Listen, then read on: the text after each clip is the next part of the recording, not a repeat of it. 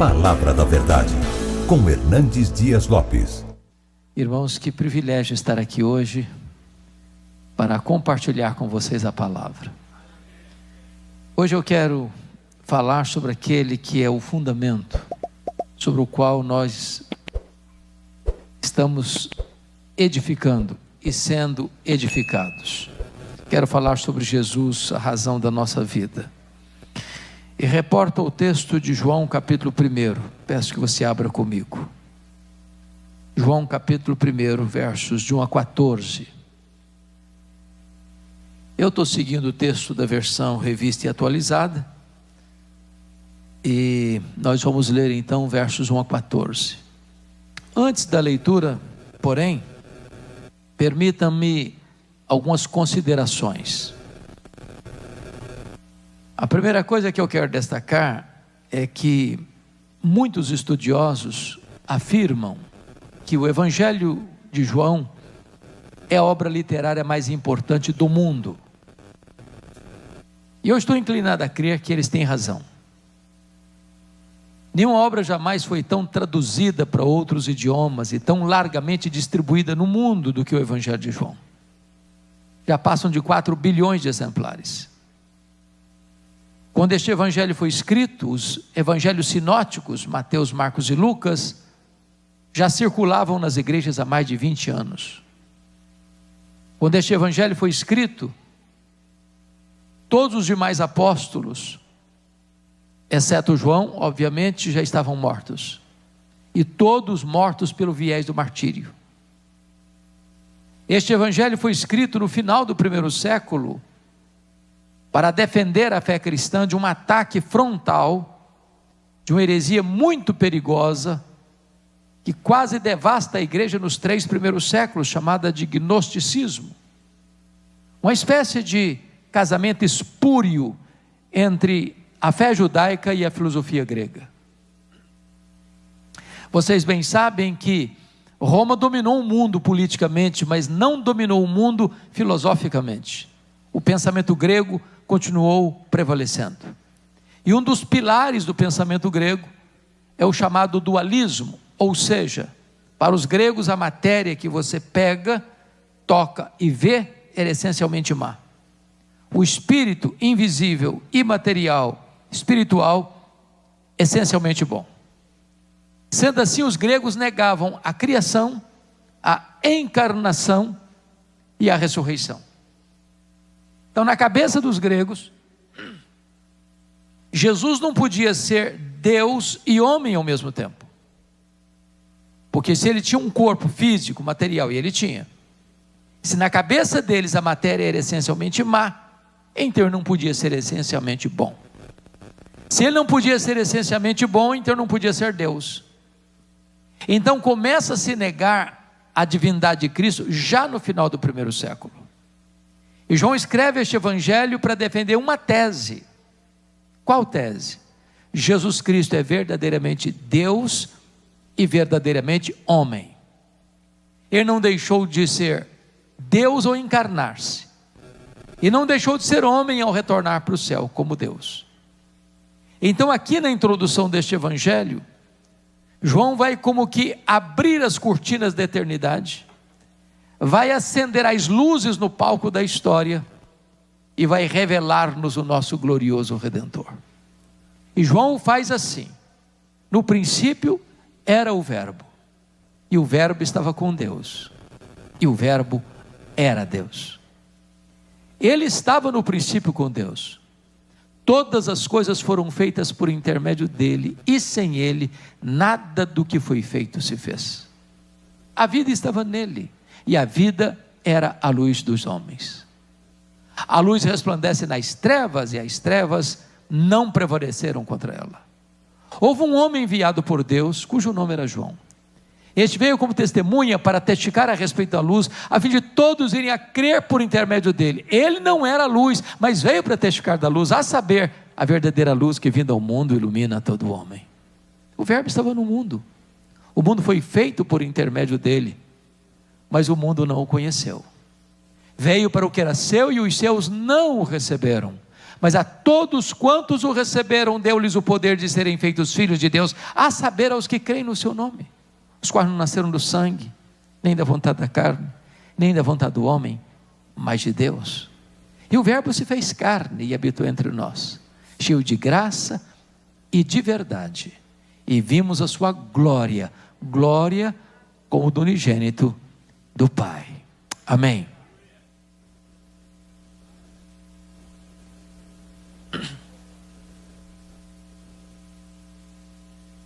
Quando João abre as cortinas da eternidade para revelar-nos Jesus, ele quase nos tira o fôlego já de começo. Ele começa assim: no princípio era o Verbo. Embora vocês estejam vivendo aqui nos Estados Unidos, e o português não é a língua oficial deste país, mas eu tenho certeza que vocês não esqueceram o nosso vernáculo, a nossa língua. Então vocês percebem que o verbo ser aí não está no pretérito perfeito. Ele não diz no princípio foi o verbo, mas está no pretérito imperfeito. No princípio era o verbo. E significa que quando tudo teve um princípio, e a Bíblia diz que no princípio criou Deus os céus e a terra, o verbo já existia. Ele preexiste ao princípio, ao começo, à história, à criação. Se ele preexiste ao princípio, então ele é eterno. E como a eternidade é um atributo exclusivo de Deus, então o verbo é eterno. Então o verbo é Deus. Raramente você encontrará na literatura mundial alguém, ao defender uma tese, provar a sua tese na sua primeira declaração. Convenhamos, nós entendemos um pouquinho de tempo, mas nós não entendemos bem o que é eternidade. Eu explico. Se você conseguisse tirar um único dia de 1 milhão de anos, você não teria literalmente mais 1 milhão de anos, correto? Óbvio. Mas e se você subtrair 1 milhão de anos da eternidade? Quanto lhe resta? A eternidade. E se você tira 1 bilhão de anos, quanto sobra? A eternidade. Logo, a eternidade não é tempo.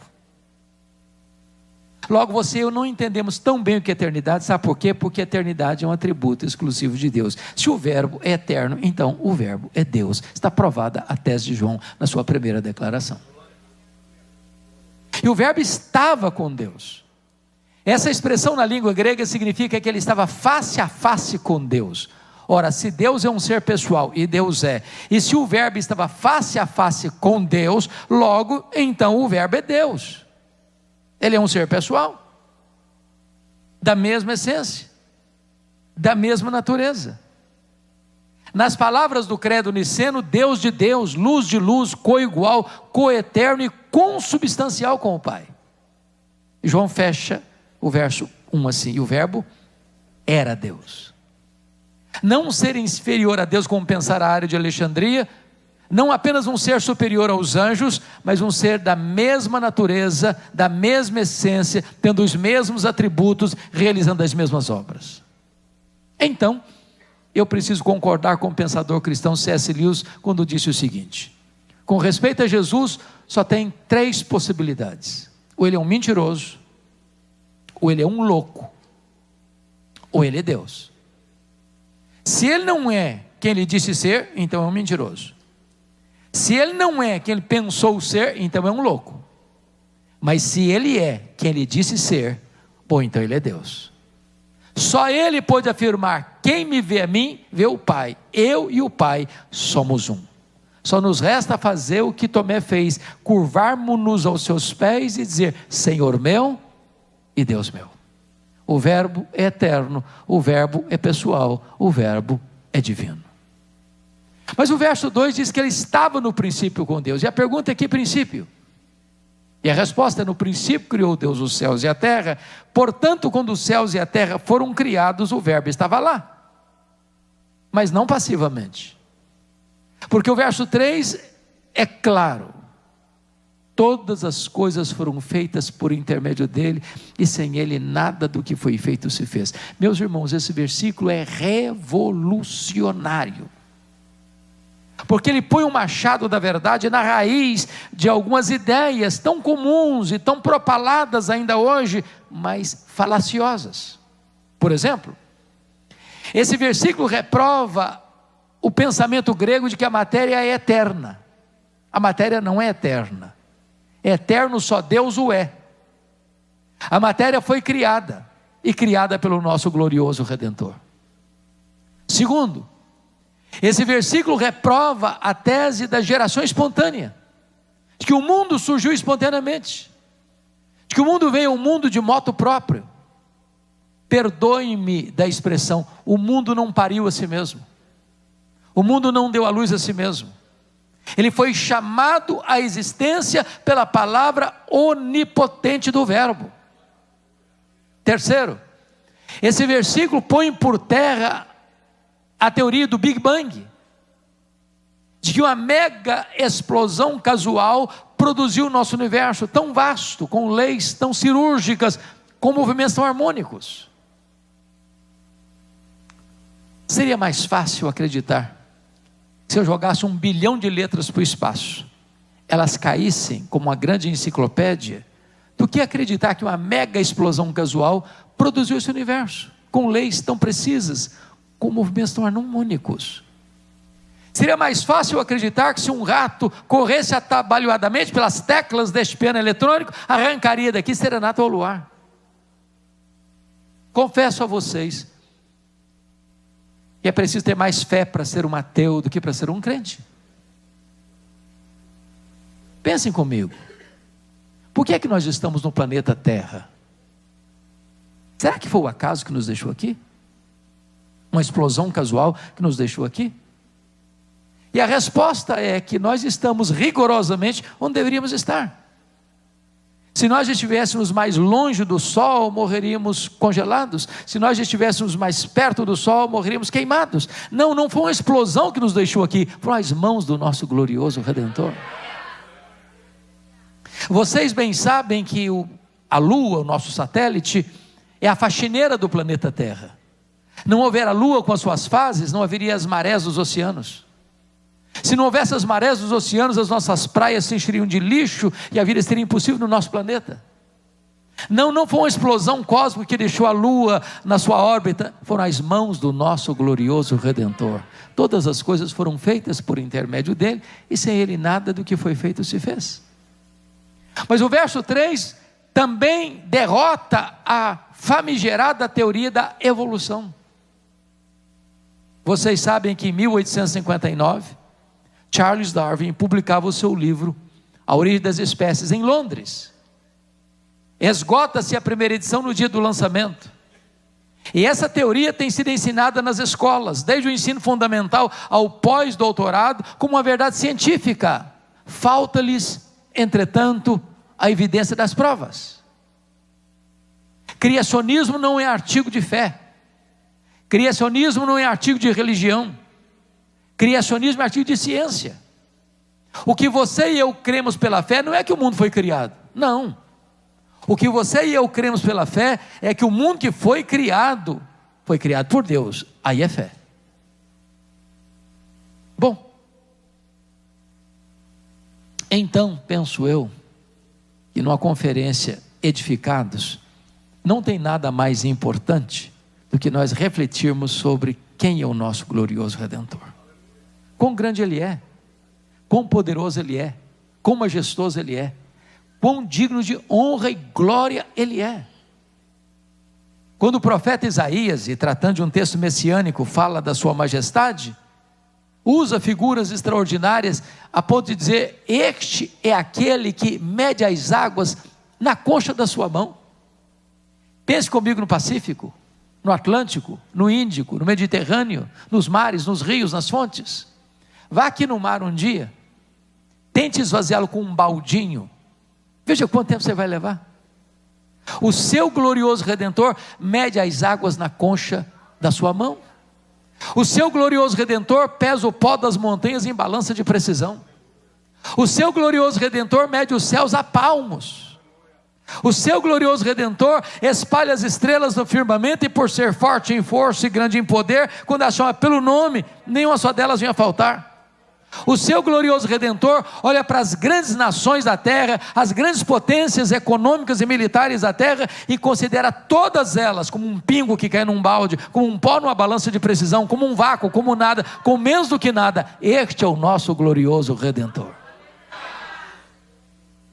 Ora, pergunte a um astrônomo, por mais robusto que seja o seu conhecimento, por mais peregrina que seja a sua inteligência, qual é o exato tamanho deste universo que ele mediu a palmos? Pergunte.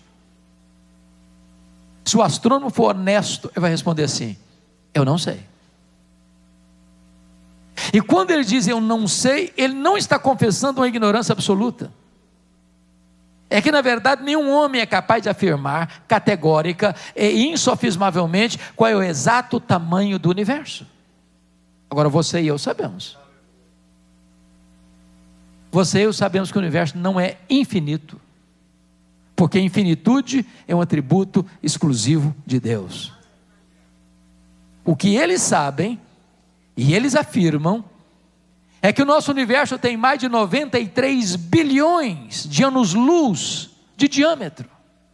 E o que significa isso? Significa que se você voar à velocidade da luz, 300 mil quilômetros por segundo, nessa velocidade você demoraria mais de 93 bilhões de anos para ir de uma extremidade à outra do universo.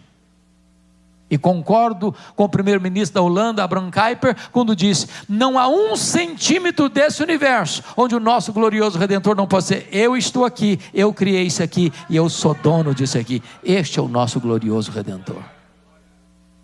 Pergunte a um astrônomo quantas estrelas existem. Sabe qual é a resposta dele?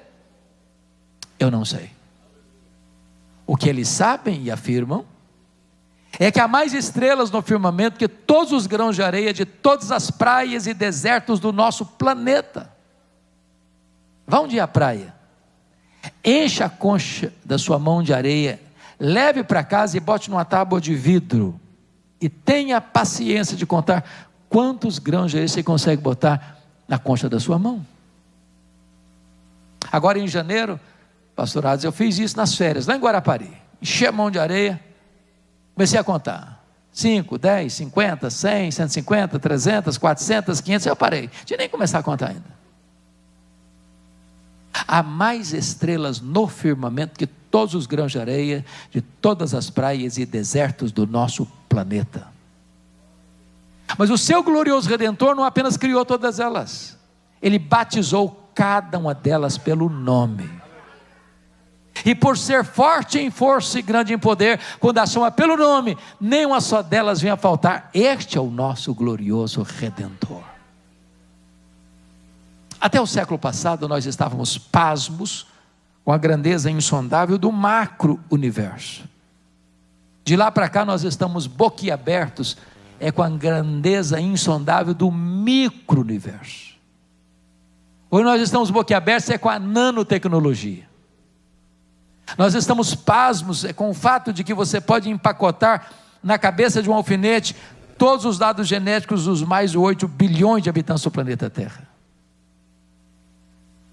Se você chegar em casa hoje, e aqui tem muito verde, eu percebi, e conseguir arrancar uma folhazinha tenra da planta que está lá na varanda ou no quintal da sua casa, aquela folha, por mais tenra que seja, é muito mais complexa do que a cidade onde vocês moram.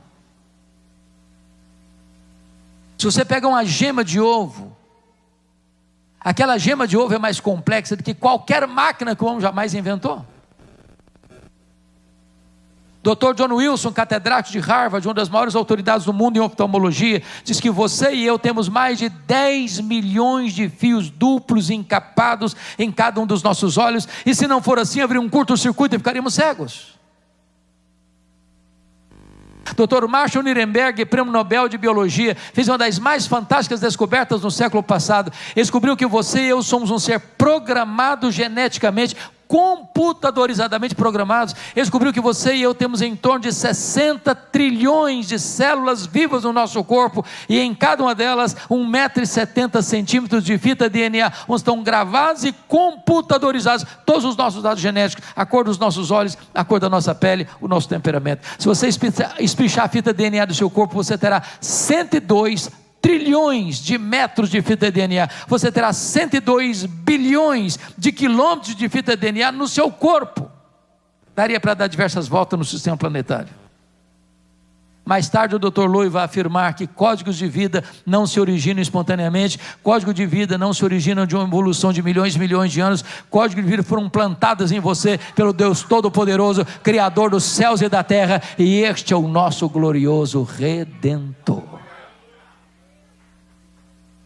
Quando você chega no verso 4, João nos tira o fôlego outra vez, porque diz: a vida estava nele, e a vida é a luz dos homens.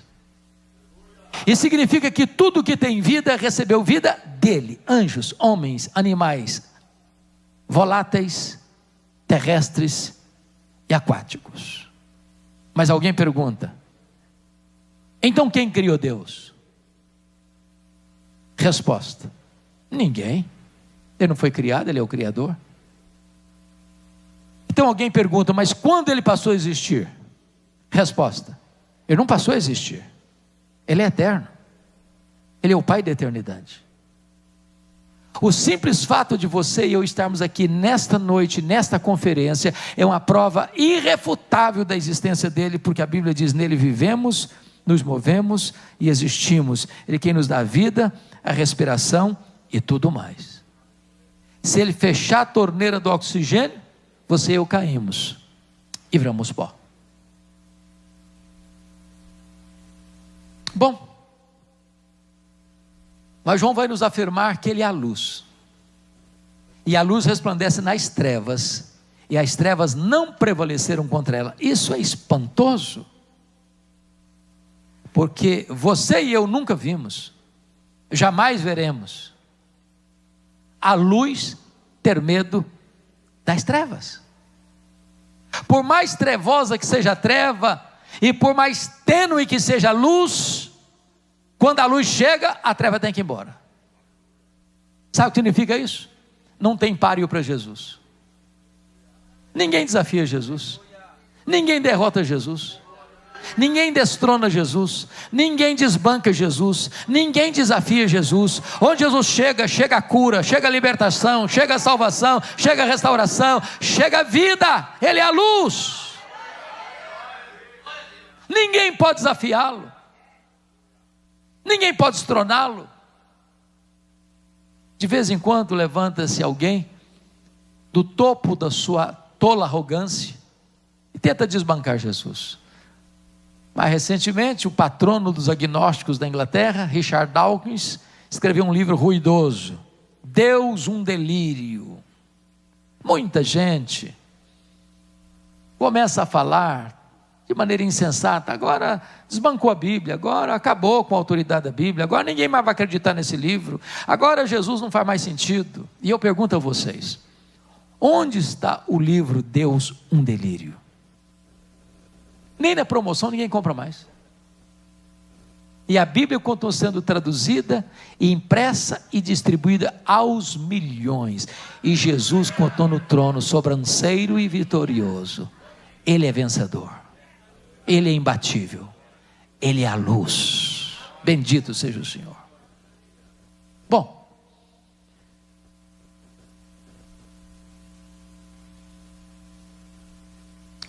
dissemos no começo que João escreveu este evangelho para provar uma tese. Qual tese? Jesus é verdadeiramente Deus.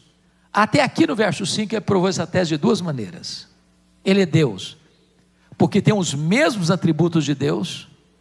Ele é eterno, pessoal, divino, autoexistente. Mas segundo lugar, ele é Deus porque tem os mesmos atributos de Deus. Ele é o Criador, ele é o doador e o mantenedor da vida. Se ele é isso mesmo, e é, preciso dizer algo a você então, a partir de agora. Você não pode sair desse ambiente hoje neutro em relação a Jesus.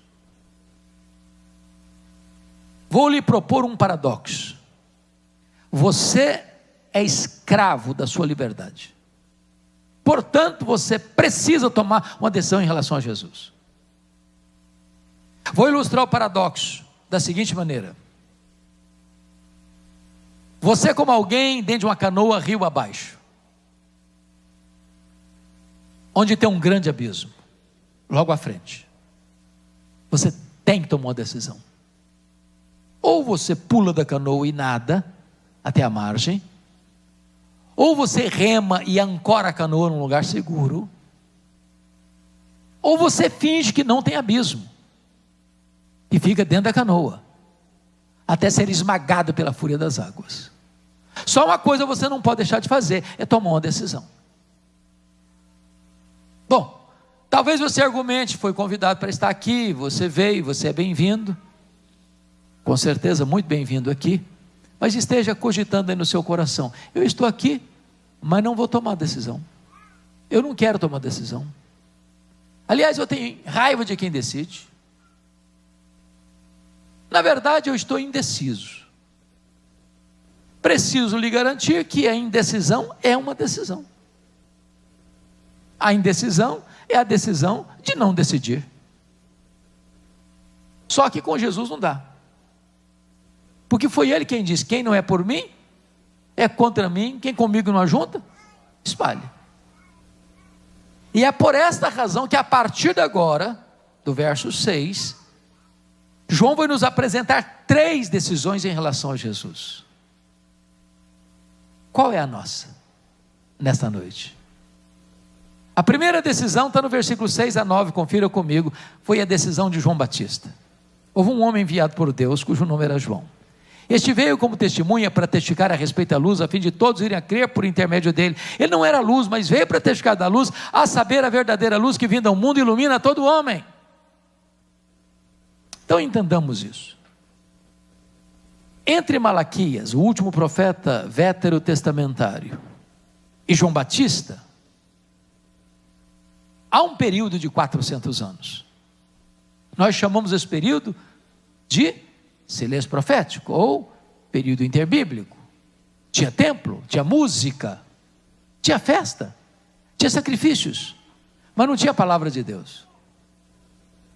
Lucas capítulo 3 diz que depois de 400 anos de silêncio profético, veio a palavra do Senhor a João, filho de Zacarias, no deserto, e ele percorreu toda a circunvizinhança do Jordão, pregando o batismo de arrependimento para a remissão de pecados, e as multidões fluíram para ouvi-lo, de toda a província da Judéia, de toda a cidade de Jerusalém, de toda a circunvizinhança do Jordão, multidões e multidões, e de repente, pastor Adson Belo, está escrito que todos, sem exceção, passaram a pensar, esse João não é precursor do Messias, é coisa nenhuma, ele é o próprio Messias. Se fosse uma eleição no voto, não haveria nenhum voto em branco, nenhum voto nulo. Todos os votos candidato a Messias que entrou na urna foram dados a João. E essa cogitação das multidões são traduzidas numa pergunta sedutora, como aquela voz sedosa e aveludada do sibilo da serpente, que beija os ouvidos de João Batista. E chegam então para ele e perguntam assim: porventura, tu não és o próprio Cristo? Olha a tentação aí, olha o perigo aí, olha a tentativa de colocar um homem no pedestal aí. Muitos já tinham se levantado e dizer: eu sou o Cristo, eu sou o Cristo, eu sou o Cristo, perdoe-me da expressão, e dado com os burros na água. Se João tivesse engolido aquela isca venenosa, ele poderia coçar a cabeça e pensar: bom, pensando bem, eu acho que eu sou um fenômeno. Nunca ninguém juntou tanta gente no deserto. Se eu me declaro Messias aqui, o povo já tem do meu lado. Mas ele não engoliu a isca venenosa não, ele foi categórico.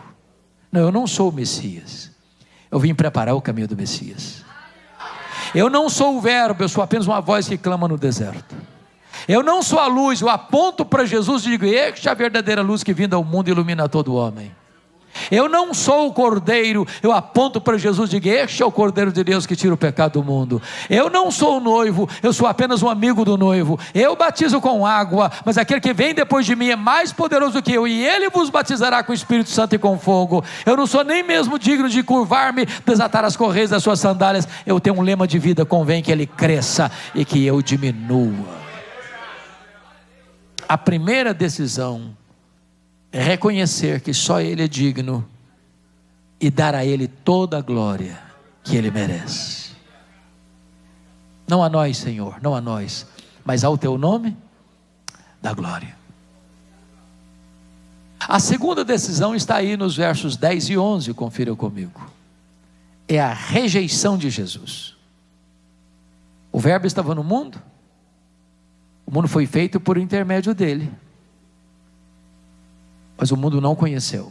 Veio para o que era seu, e os seus não receberam. Por favor, olhem no texto e me respondam. No verso 10, quantas vezes aparece a palavra mundo? Por favor, me responda. 3 vezes. Na língua grega é a mesma palavra: cosmos, cosmos, cosmos. Mas notem que cada vez que a palavra aparece, ela tem um significado diferente, no mesmo versículo.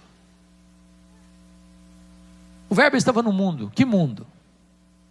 Mundo geográfico. O mundo foi feito por intermédio dele. Que mundo? O mundo físico material.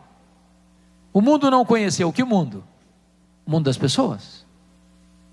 Então, ler sua Bíblia, preste atenção, porque às vezes uma mesma palavra repetida num mesmo versículo pode ter significado diferente. Mas ele nos leva ao verso 11 para clarear e diz: veio para o que era seu e os seus não o receberam. E quem são os seus aí? Os judeus, o seu povo, o povo da aliança. E por que os judeus não o receberam? Por falta de luz? Não, por falta de olhos. Por falta de evidências? Não, por falta de fé. Porque todo o Antigo Testamento foi uma preparação para a vinda do Messias, e todo o Antigo Testamento está centralizado no Messias. Ele é a semente da mulher, ele é o descendente de Abraão, ele é o cordeiro da Páscoa, ele é a coluna de fogo e a coluna de nuvem, ele é o maná que caiu do céu e a água que brotou da rocha. Ele é simbolizado pelo tabernáculo, ele é simbolizado pela arca da aliança, ele é simbolizado pelo templo, ele é simbolizado pelas festas, ele é simbolizado pelos sacrifícios, ele é simbolizado pelo sábado. Tudo aponta para ele. Na plenitude dos tempos, ele veio nascido de mulher, nascido sob a lei, o verbo se fez carne, e ele andou por toda a parte fazendo bem, libertando os oprimidos do diabo. Os cegos viram, os surdos ouviram, os mudos falaram, os coxos andaram, os mortos ressuscitaram, mas os seus não o receberam. Deus tem me dado a oportunidade de levar caravanas todos os anos em Israel. Uma das cenas para mim mais tristes quando chego lá é ir ao Muro das Lamentações, porque você vai encontrar crianças, adolescentes, jovens, homens, mulheres, velhos, líderes, orando fervorosamente, aguardando ainda o Messias, que já veio há 2000 anos, na pessoa de Jesus de Nazaré. O véu ainda está posto, alertando-nos: cuidado para que diante de tantas evidências você ainda rejeite a Jesus. Pois a Bíblia pergunta: como escaparemos nós se negligenciarmos tão grande salvação? Então, em terceiro lugar, vem a outra decisão, versículos 12 e 13, confira aí comigo. Agora é a aceitação de Jesus. Em virtude da rejeição de Jesus, o verso 12 começa com a conjunção adversativa: mas A todos quantos o receberam, deu-lhes o poder de serem feitos filhos de Deus. A grande pergunta é: todos quantos? Todos quem? E a resposta é: todos judeus, todos gentios, todos homens, todos mulheres, todos crianças, todos adolescentes, todos jovens, todos adultos, todos velhos, todos grandes, todos pequenos, todos ricos, todos pobres, todos doutores, todos analfabetos, todos governantes, todos governados, todos religiosos, todos não religiosos, todos daqui, todos dali, todos dalém. Não importa de onde você vem, não importa para onde você vai, se você receber a Jesus, você recebe o poder de ser feito filho de Deus. Portanto, ser filho de Deus não é coisa natural. Ninguém é filho de Deus porque nasce numa família chamada cristã, porque frequenta uma igreja chamada cristã,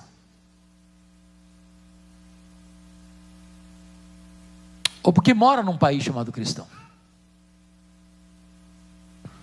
Ser filho de Deus é a coisa mais revolucionária que pode acontecer na sua vida.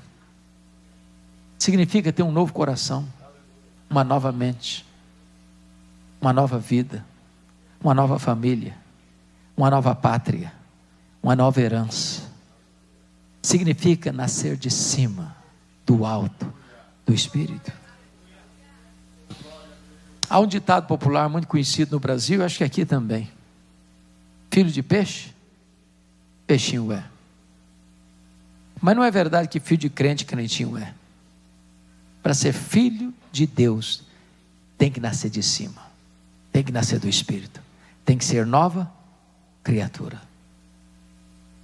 Mas João não quer que ninguém saia confuso sobre o assunto, significa ser filho de Deus, e vai explicar melhor no versículo 13, quando diz: os quais não nasceram do sangue, nem da vontade da carne, nem da vontade do homem, mas de Deus. Então vamos entender isso. Os quais não nasceram do sangue, o que significa isso? Significa que ser filho de Deus não é uma experiência hereditária.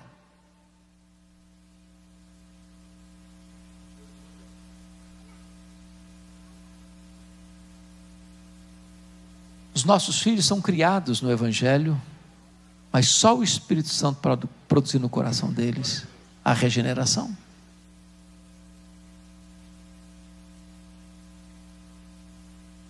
Nas minhas andanças, pastor, pelo Brasil, eu gosto muito de fazer perguntas. E às vezes eu pergunto assim: e aí, meu irmão? E aí, você já é filho de Deus? Escuto algumas respostas interessantes. Claro que eu sou filho de Deus. Meu pai é o pastor da igreja. Já pensou? Eu não sou filho de pastor, não. Deve ser coisa boa. Mas ninguém é filho de Deus porque é filho do pastor. Às vezes a resposta é teológica, pasmem vocês. E aí, você é filho de Deus? Mas é claro, eu sou calvinista desde o berço. Eu sou arminiano convicto. Bom, você pode ser arminiano ou calvinista, mas isso não faz de você filho de Deus. Não é hereditário. Não é por procuração. Não é por subscrever uma corrente teológica. Segundo, os quais nasceram do sangue, nem da vontade da carne. O que significa nem da vontade da carne? Significa que nenhum de nós tem competência, tem autoridade para nos autoproclamarmos filhos de Deus. A salvação não está na nossa mão, está na mão de Deus. Nenhum de nós pode fazer-se a si mesmo filho de Deus. Salvação pertence ao Senhor, e Ele concede o privilégio de ser filho de Deus a todos quantos receberam quem? A Jesus. Então deixa eu imaginar uma cena aqui. O maior feriado de vocês aqui, ou pelo menos o feriado nacional, é 4 de julho, vocês passaram por ele recentemente. Eu percebi que aqui é tudo baixo. É isso mesmo? Tudo baixo. E aí dá um feriado longo, você quer ir para um lugar de montanha. Mudar um pouco de ares. Aquelas montanhas altaneiras, aqueles arvoredos frondosos, com as cabeleiras esvoaçando pelo soprar do vento. Aqueles jardins engrinaldados de flores, um regato de águas cristalinas rasgando as entranhas do jardim, e o passaredo a cantar, e as borboletas enchendo o espaço de cores, as flores com as suas pétalas aveludadas, exalando o inebriante perfume, e aquela brisa gostosa tocando o seu rosto, e você, tomado de tanta beleza e encanto, prorrompe em exclamação: você quer saber de uma coisa? A partir de hoje eu me faço filho de Deus. Bonito, não? Mas impossível. Só o próprio Deus pode fazer de você seu filho, e a condição é única: todos quantos receberam a Jesus, deu-lhes o poder de serem feitos filhos de Deus. Terceiro, os quais não nasceram do sangue, nem da vontade da carne, nem da vontade do homem. O que significa nem da vontade do homem?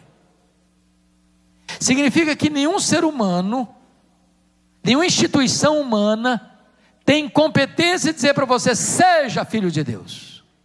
Nem os patriarcas, nem os profetas, nem os apóstolos, nem os pais da igreja, nem os reformadores, nem os avivalistas, nem Pedro, nem Paulo, nem Maria, nem o Papa, nem o bispo, nem o sacerdote, nem o pastor, nem o missionário, nem a igreja, nem qualquer concílio eclesiástico tem essa competência. Só o próprio Deus pode fazer de você seu filho, e a condição é: todos quantos receberam a Jesus, deu-lhes o poder de serem feitos filhos de Deus. Então, João prova a sua tese: Jesus é Deus, e a salvação está disponível para todos quantos o receberam. Mas agora ele vai nos levar à conclusão. Versículo 14, o que está escrito aí? E o verbo se fez carne. Me permita dizer isso, uma coisa encantadora. Nós estamos numa conferência teológica, e vale a pena recordar isso. Vocês sabem que o primeiro concílio geral da igreja ocorreu em 325 desta era, da era cristã, convocado por Constantino. Por quê? Porque um presbítero lá de Alexandria, no Egito, estava pregando uma heresia, dizendo que Jesus Cristo não era Deus da mesma natureza, da mesma essência de Deus, coigual, coeterno e consubstancial com o Pai. E então essa heresia estava se alastrando. Então Constantino convoca esse concílio em 325 em Nicéia, e o grande campeão da ortodoxia, chamado Atanásio, derruba as teses de Ario e finca uma estaca da ortodoxia cristã, defendendo a divindade de Cristo. E o que eu quero dizer é o seguinte: ele escreveu uma obra, a encarnação de Cristo, e essa obra está em língua portuguesa. E ele diz que a encarnação é o maior mistério do cristianismo. E é mesmo, se não vejamos. O que está escrito aí? E o verbo se fez carne. A pergunta é: que verbo? É o verbo eterno, pessoal, divino. O verbo que é Deus, autoexistente, infinito, imenso, imutável, onipotente, onipresente, onisciente, transcendente, soberano, que nem os céus dos céus pode contê-lo. E Paulo diz em Filipenses 2,6 que ele a si mesmo se esvaziou. Ele não foi esvaziado, ele se esvaziou. Ele foi se esvaziando, se esvaziando, se esvaziando, se esvaziando, a ponto de transformar-se num zigoto, num embrião, num feto, num bebê que nasceu de uma virgem, foi enfaixado e colocado num coxo de animal comer, mangiare, manjedoura. Aquele bebê era o próprio Criador do universo. Mas ele não veio para ficar longe de nós, não, ele veio para ficar entre nós. Ele vestiu pele humana, ele calçou as sandálias da humildade, Ele pisou o nosso chão, Ele comeu o nosso pão, Ele bebeu a nossa água, Ele sentiu a nossa dor, Ele chorou a nossa lágrima, Ele carregou sobre o seu corpo no madeiro os nossos pecados, Ele morreu para os nossos pecados, Ele ressuscitou para a nossa justificação, Ele voltou para o céu, Ele está sentado à destra da majestade, Ele derramou o Espírito Santo, e Ele vai voltar para buscar a sua noiva, a sua igreja.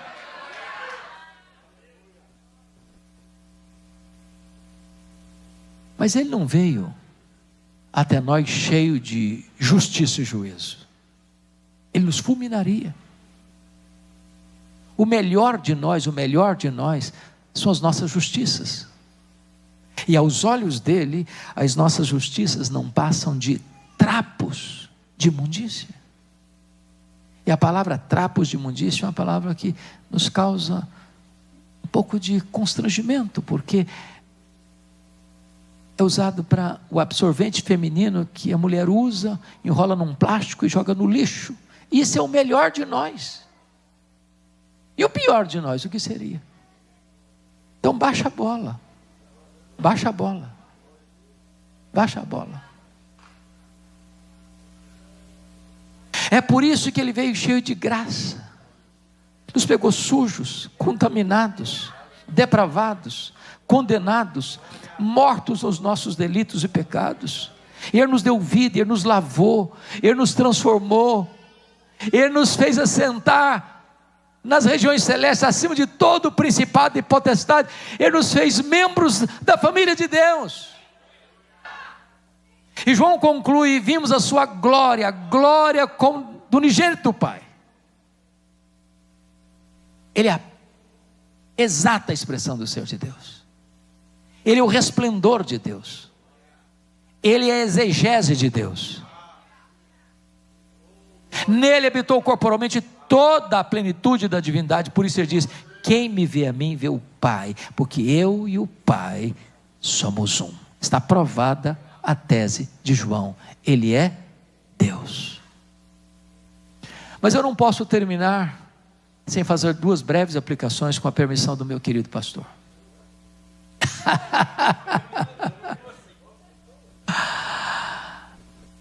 O que é maravilhoso é que João vai, ao longo do corpo da obra, seguir a mesma toada que ele seguiu na introdução.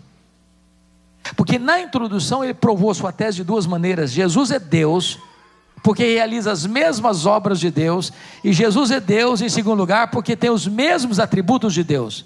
Então o que João vai fazer no restante da obra?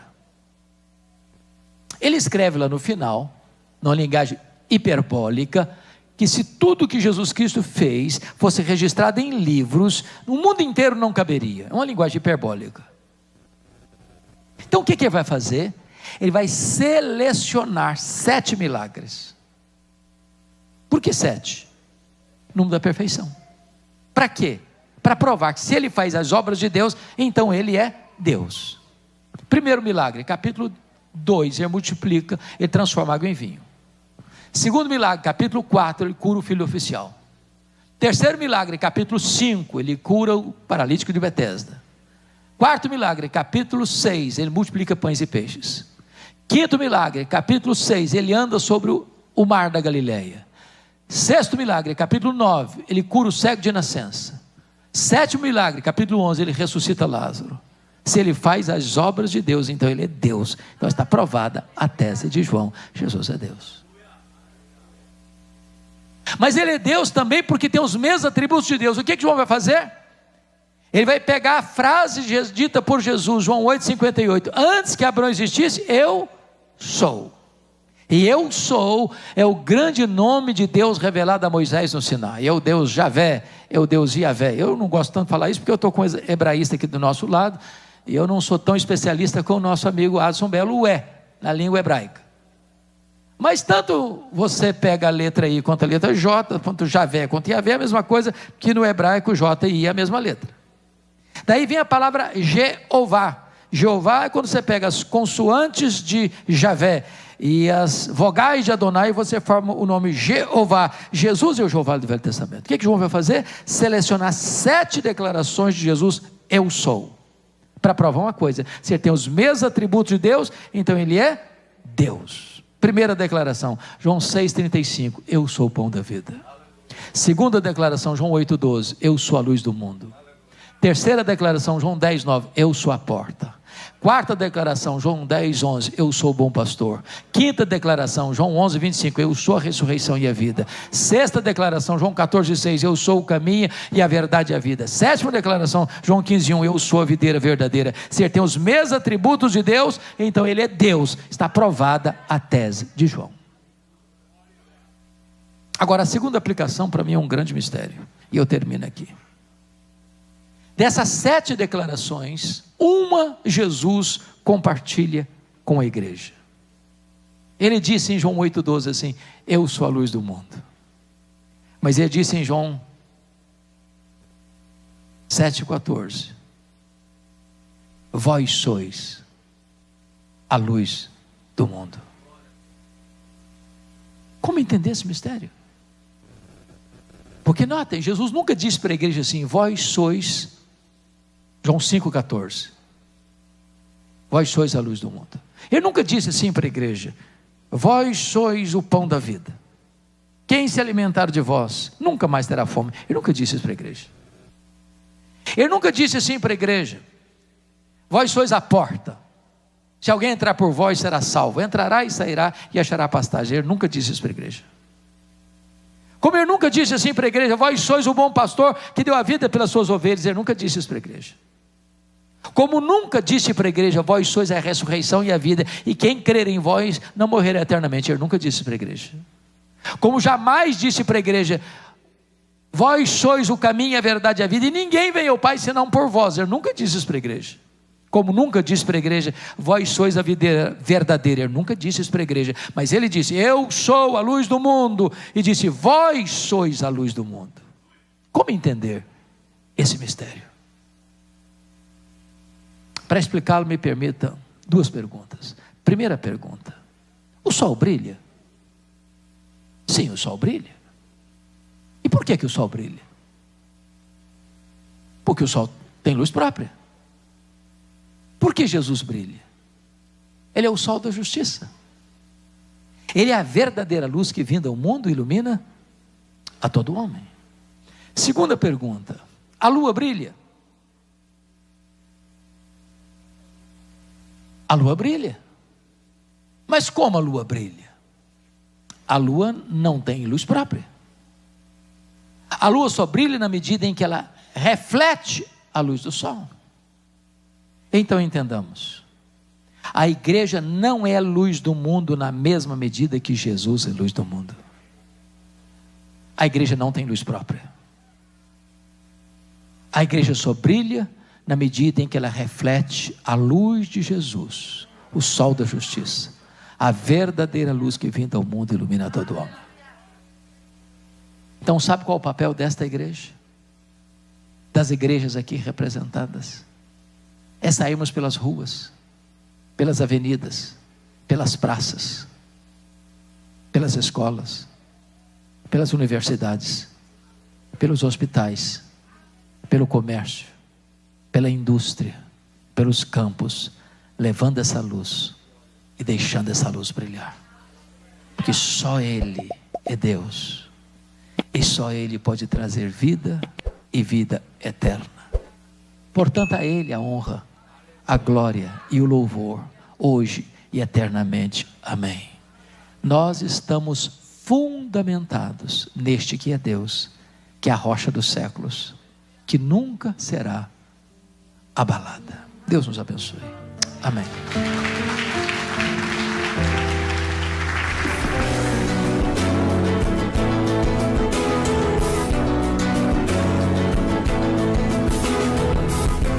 Palavra da Verdade, com Hernandes Dias Lopes.